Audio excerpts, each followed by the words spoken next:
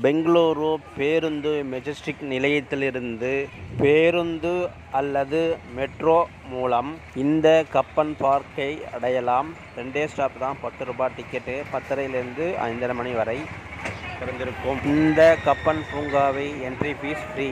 குழந்தைகள் விளையாடும் பகுதியில் பொம்மை ரயிலுக்கான என்ட்ரி ஃபீஸ் குழந்தைகளுக்கு 10 ரூபாய், அடல்ட்டுக்கு 30 ரூபாய். மாதத்தின் திங்கட்கிழமை மற்றும் 2வது செவ்வாய்க்கிழமைகள் தவிர வாரத்தின் அனைத்து நாட்களிலும் இதை பார்வையிடலாம்.